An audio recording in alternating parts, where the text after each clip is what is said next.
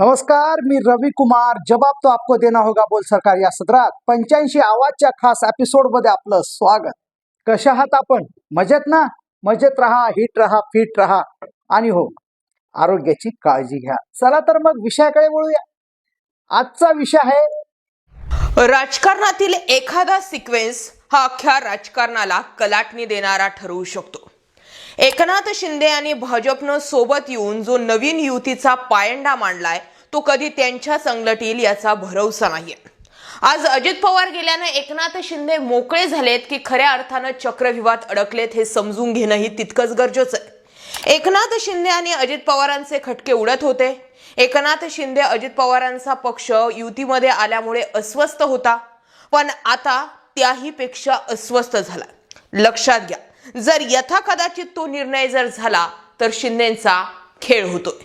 या सगळ्या घडामोडींमध्ये नेमकं घडलंय काय हे समजून घेणं सुद्धा गरजेचं आहे. शरद पवार कुठली चाल खेळतील याचा अंदाजा नसताना आता शिंदेंभोवती बरेचसे वारे वाहू लागलेत.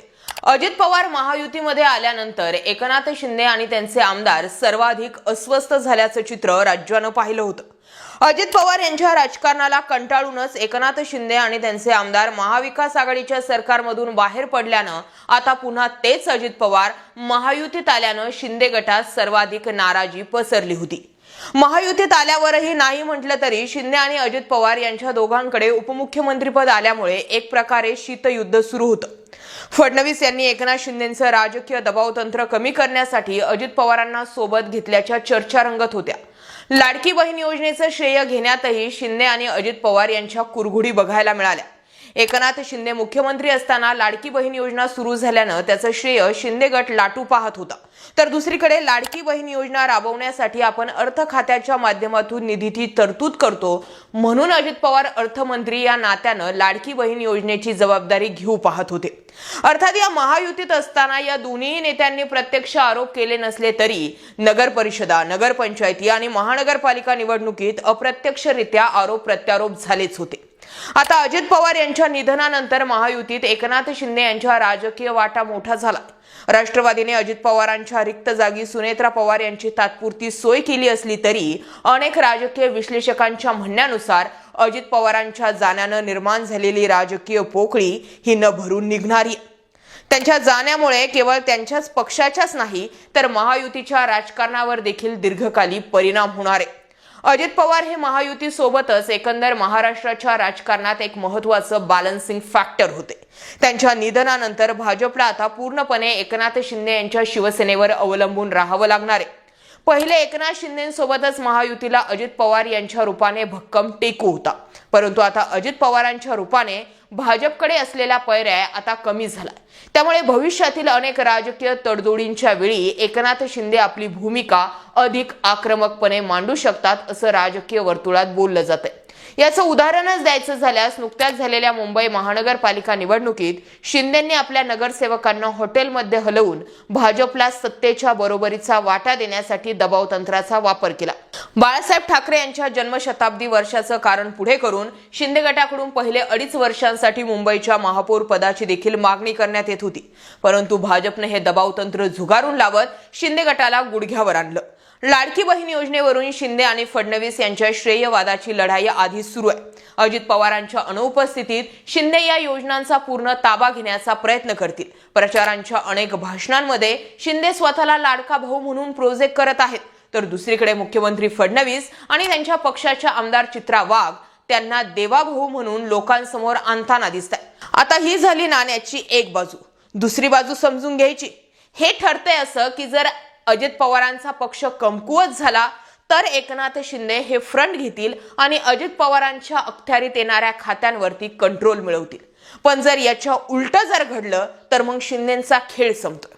समजून घ्यायचं जर असेल तर हे महत्वाचं ठरेल की सुनेत्रा पवार यांनी अजित पवार गेल्यानंतर तिसऱ्याच दिवशी उपमुख्यमंत्री पदाची शपथ घेतली. आता त्यांना पुण्याचं आणि बीडचं पालकमंत्री पद सुद्धा देण्यात आलेलं आहे. अर्थात जर फडणवीस आणि यांच्या सगळ्यांच्या सांगण्यावरून सुनेत्रा पवार अजित पवार गेल्यानंतर तिसऱ्याच दिवशी शपथ घेऊ शकतात, विलिनीकरणाच्या मुद्द्यावरती सुनेत्रा पवार यांनी शेवटपर्यंत बोलायचंच नाही असं सुनेत्रा पवारांसोबत ठरवून किंवा एक गुप्त करार करून सुनेत्रा पवारांना उपमुख्यमंत्रीपद दिल्याच्या चर्चा होऊ घातल्यात। याचा अर्थ जर अजित पवार आणि त्यांच्या पक्षातील म्हणजे अजित पवारांच्या पक्षातील नेते, मग ते मुंडे असतील, भुजबळ असतील, तटकरे असेल, प्रफुल्ल पटेल असेल, सुनेत्रा पवार असतील, हे जर सगळ्या काही निर्णयांसाठी फडणवीसांवरती डिपेंड झाले तर फडणवीसांचा म्हणजे भाजपचाच बी टीम म्हणून राष्ट्रवादी अजित पवारांचा पक्ष काम करेल। आणि जर यथाकदाचित राष्ट्रवादी आणि भाजप एकमेकांच्या म्हणण्यानुसार कामं करायला लागली तर मग शिंदेंना आउटगोईंग दाखवली जाईल। शिंदे वरचढ ठरतायत ते आजपासून नाही तर जेव्हापासून ते मुख्यमंत्री झाले तेव्हापासून। 50 आमदारांच्या बळावर मुख्यमंत्री पद घेतलं, कॉमन मॅन म्हणून इमेज तयार केली आहे, आपल्या शाखा वाढवल्या, संघटना वाढवल्या आणि त्या जोरावरती त्यांनी भाजप समोर आव्हान तयार केलं। 131 जागा जिंकून आलेल्या आमदारांचा पक्ष नाकारून माझ्या 57 जागांवरतीच मला मुख्यमंत्री करा ही 2024 ला घेतलेली भूमिका, नगर परिषदा, महानगरपालिका निवडणुकीत टोकाला गेलेले वादविवाद सगळं सांगतात की भविष्यात शिंदे हे आता भाजपचे परस्पर विरोधी ठरतील। आता जर यथाकदाचित अजित पवारांचा पक्ष जर भाजपने हाताशी धरला तर शिंदेंचा खेळ संपतोय। हा एक प्रॅक्टिकल खेळ मागे राहतोय, तो म्हणजे शरद पवार आणि एकनाथ शिंदे एकत्र आले तर मात्र भाजपवरती डाव बुमरँग होतोय। जर हे एकत्र आले तर त्यावरती काय घडू शकतं यावर आपण पुढच्या व्हिडिओमध्ये बोलूयात। पण आत्ताचा मुद्दा एवढाच महत्त्वाचा खूप आहे की जर यथा कदाचित भाजप म्हणेल तसा जर अजित पवारांचा पक्ष मान डोलवायला तयार जर झाला आणि हाच जर निर्णय झाला तर मात्र शिंदेंचा खेळ होतोय।